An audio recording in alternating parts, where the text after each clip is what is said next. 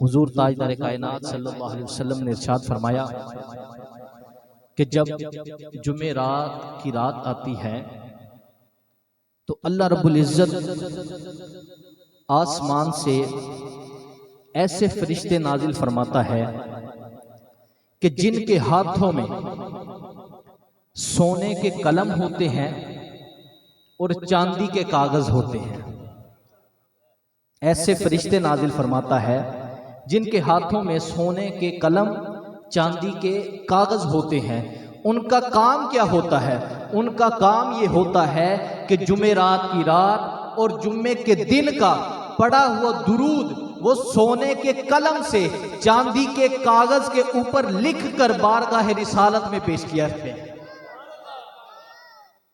لکھ کر بارگاہ رسالت میں پیش کرتے ہیں۔ اور آج جمعے کا دن ہے، پڑھیے ذرا، الصلاۃ والسلام علیک یا سیدی یا رسول اللہ وعلی آلک واصحابک یا سیدی یا حبیب اللہ، الصلاۃ والسلام علیک یا سیدی یا نبی اللہ وعلی آلک واصحابک یا سیدی یا خاتم النبیین۔